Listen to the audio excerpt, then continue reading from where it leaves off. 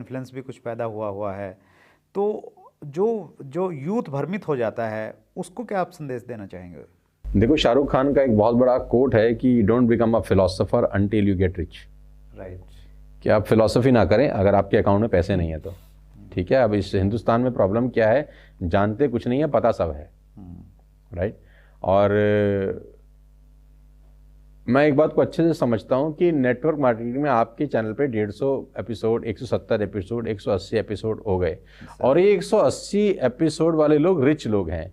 इन लोगों ने कुछ ना कुछ अपनी जिंदगी में अचीव किया है, इन सब के पास एक अच्छा खासा फैन फॉलोइंग है, और ये सब इस इंडस्ट्री के बारे में अच्छा बोल रहे हैं। गवर्नमेंट ऑफ इंडिया इस इंडस्ट्री के बारे में अच्छा बोल रही है। गवर्नमेंट ऑफ इंडिया इस इंडस्ट्री के बारे में रेगुलेशन लेकर आई है, और रूल्स रेगुलेशन सरकार तभी लेकर आएगी जब उसको इस इंडस्ट्री की ताकत पता होगी। राइट।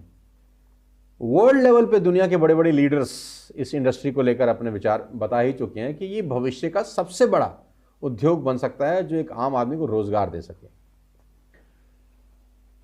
अब जब इतने दिग्गज लोग एक स्वर में किसी इंडस्ट्री के लिए बढ़िया बात बोल रहे हैं, तो ये स्वाभाविक है कि कुछ ऐसे लोग भी होंगे जो इस इंडस्ट्री के बारे में सही बात नहीं बोलेंगे। तो हमको फैक्ट्स एंड फिगर्स के बारे में बात करनी चाहिए कि फैक्ट क्या बोलते हैं और फिगर्स क्या बोलती हैं। अगर फैक्ट्स और फिगर कह रहे हैं कि इंडस्ट्री से बेटर कुछ नहीं है, तो मुझे लगता है हमको इस इंडस्ट्री के बारे में मतलब बेटर ही बोलना चाहिए। बाजार में कोई भी आदमी एक गलत लाइन बोल दे, उसके पास फैक्ट्स नहीं है, उसके पास फिगर्स नहीं है, वो सिर्फ और सिर्फ तुक्के मार रहा है कि मेरा 10 लोगों को तुक्का मारूंगा तो 2 को तो लग ही जाएगा तीर, और उन 2 लोगों को ही मेरा शिकार करना मोटिव था। तो ऐसा कुछ नहीं है। इंडस्ट्री से नेटवर्क मार्केटिंग, मैं आपको एक बात अच्छे से बता देता हूं, नेटवर्क मार्केटिंग इंडस्ट्री से पाक साफ बिजनेसेस पूरी दुनिया में नहीं है। 2 कारण हैं। पहला, ये एकमात्र ऐसा बिजनेस है जो 100% वाइट के ऊपर चलता है। जितनी भी नेटवर्क मार्केटिंग में 10-12 अच्छी कंपनी हैं, मैं खास तौर पे उनकी बात कर रहा हूं, मैं दावे के साथ कह सकता हूं इनमें 100% वाइट की बिलिंग होती है। आप जो भी प्रोडक्ट खरीदते हैं उसका प्रॉपर बिल कटता है। आप कैश में भी खरीदते हैं तो उसको बिल ही आपको मिलेगा। आप अगर फंड ट्रांसफर कर रहे हैं या चेक से पेमेंट कर रहे हैं या कैश से कर रहे हैं या क्रेडिट कार्ड से कर रहे हैं या पेटीएम से, किसी भी तरीके से कर रहे हैं, आपको बिल पक्का ही मिलेगा।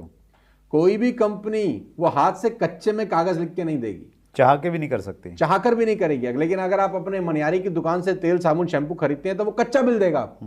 अच्छा, वो आपको ठीक लग रहा है। जो आप सुबह से रात तक काम कर रहे हैं जिसमें काला ही धन शामिल है, वो आपको ठीक लगता है। लेकिन नेटवर्क मार्केटिंग में सारे प्रोडक्ट्स आपको 100% वाइट बिल होते हैं, नंबर 1। नंबर 2, नेटवर्क मार्केटिंग का जो भी पैसा किसी भी डिस्ट्रीब्यूटर के अकाउंट में जाता है वो टीडीएस कट के आता है। वो बिना टैक्स काटे पैसा आपको मिलता ही नहीं है, कोई ब्लैक मनी इन्वॉल्व नहीं है। राइट। और उसका प्रॉपर टीडीएस सरकार को जमा होता है और उस पर आप अपना रिटर्न फाइल करते हैं। तो पूरी हिंदुस्तान में, पूरी दुनिया में, सुरेंद्र जी आप ईमानदारी से दिल पे हाथ रख के बताओ कौन सी इंडस्ट्री है जो 100% वाइट में बिजनेस करती है?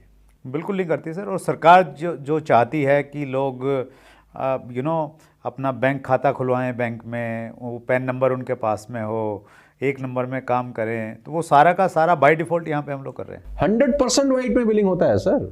आपको हर क्या कहते हैं प्रोडक्ट, एक आप 100 रुपए का प्रोडक्ट भी खरीदते हैं तो वो भी 100% बिल होता है। वो उस पर जीएसटी एप्लीकेबल है, टैक्सेस एप्लीकेबल है, वो लगते हैं। राइट। तो मैं तो दुनिया के 10-50 प्रोफेशन जानता हूं जो सो कॉल्ड बहुत बड़े बड़े प्रोफेशन है, उसमें ब्लैक मनी इन्वॉल्व होता है। आप भी जानते हैं, पूरा हिंदुस्तान जानता है, इसमें क्या छुपी हुई बात है। राइट। लेकिन ये एकमात्र ऐसी इंडस्ट्री है जो 100% वाइट में चलती है। पूरा ऑडिट होता है इसका प्रॉपर, गवर्नमेंट की वेबसाइट पर सब डाला जाता है, सब कुछ खुला हुआ है। दूसरी बात कि यहाँ पर आम आदमी के सपने पूरे करने के लिए जो कामयाब लोग हैं वो मेहनत करते हैं। राइट। क्योंकि उनकी कामयाबी में उनकी भी कामयाबी छिपी है कि नीचे का नेटवर्क डेवलप होगा, नीचे वालों के सपने पूरे होंगे तो उसके भी सपने पूरे हो जाएंगे। ये एकमात्र ऐसा बिजनेस है जिसमें गठजोड़ बड़ा कामयाब है। राइट। कि नीचे वाला कामयाब हुए बिना आप कामयाब नहीं हो सकते। बाजार ऐसा नहीं है, बाजार में आप अकेले कामयाब हो सकते हैं, लेकिन यहां आप अकेले कामयाब नहीं हो सकते। अगर आपको कामयाब होना है तो आपको 10 लोगों को पहले कामयाब करना पड़ेगा। तो मुझे लगता नहीं कि इससे बढ़िया इंडस्ट्री इस पूरी दुनिया में कोई हो सकती है। तो बिल्कुल भ्रमित होने की ज़रूरत नहीं है। कुछ लोग जो इस इंडस्ट्री के बारे में कुछ नहीं जानते हैं, शायद वो अपनी व्यूअरशिप बढ़ाने के लिए। सर व्यूअरशिप भी होता है, कभी कभी लोग मुझसे बोलते हैं वो आपके लिए फालतू बोल रहा है या वो आपके लिए ऐसा बोल रहा है। तो मैं बोलता हूँ यार, अगर वो अपने बारे में बात करेगा उसको सुनेगा कौन? वो मेरे बारे में बात करेगा तभी तो उसको सुनेगा कोई, या वो आपके बारे में बात करेगा या किसी दिग्गज आदमी को पकड़ के उस पर छींटा मारेगा तभी तो लोग उसको सुनेंगे ना कि हाँ यार ये फला आदमी के लिए कुछ कह रहा है। अगर वो अपने बारे में ही बात करेगा तो उसको कौन सुनने वाला है? राइट। राइट। तो वो अपनी जगह ठीक कर रहे हैं, उनको अपना व्यूअरशिप बढ़ाना है। और उनको अब वो कुछ लोग तो फ्रस्ट्रेटेड भी है ना इस इंडस्ट्री से, जो किसी ना किसी कारण से नाकामयाब हो गए। अब वो पुराना शेर है ना, ताउम्र गालिब ये भूल करता रहा, धूल चेहरे पे थी आईना साफ करता रहा, कि अपनी समस्या तो दिखाई नहीं दे रही। तो कहीं कंपनी खराब है, कहीं लीडर्स खराब हैं, कहीं इंडस्ट्री में प्रॉब्लम है, और जहाँ प्रॉब्लम है वहाँ नहीं दिख रही उसको बस। That's great, wonderful sir. बहुत सारे प्रश्न हैं, एक प्रश्न मैं लेना चाहूँगा व्यूअर्स की तरफ से। AK बरवा का प्रश्न है, एक नेटवर्कर की डेली लाइफ क्या होनी चाहिए? आप तो नेटवर्किंग को जीते हैं। देखो, मैं तो एक बात अच्छे से जानता हूँ कि सबसे पहले तो हमको ये पता होना चाहिए कि नेटवर्क मार्केटिंग में आपका काम क्या है। क्योंकि 97% लोग जो नेटवर्क मार्केटिंग में आते हैं उनको यही नहीं पता होता कि यहाँ पे आके करना क्या है उनको। कारपेंटर क्या करता है पूरे हिंदुस्तान से पूछोगे तो एक ही जवाब देगा।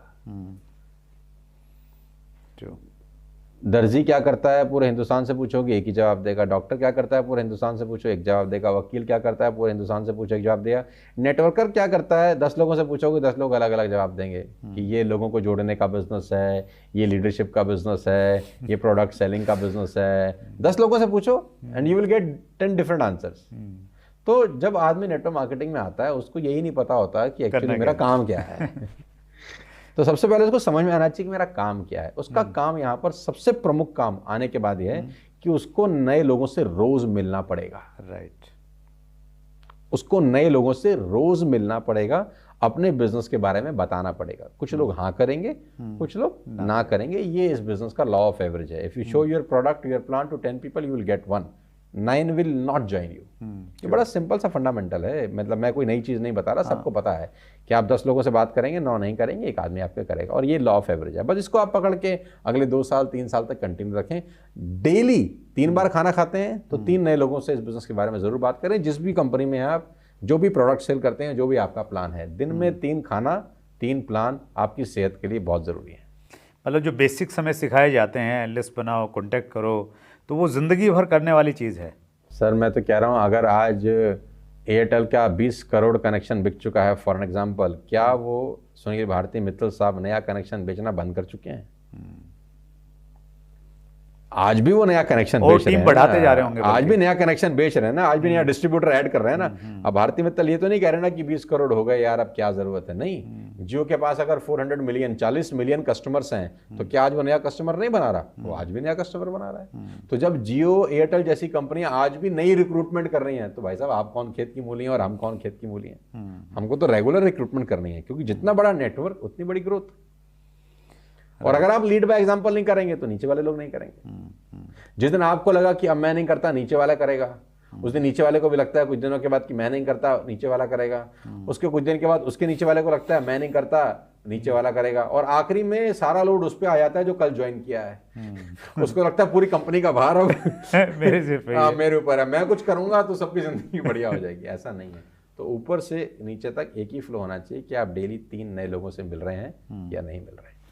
मेरा अंतिम प्रश्न आपसे है सर, सोनू शर्मा को कुछ साल पहले तो लोग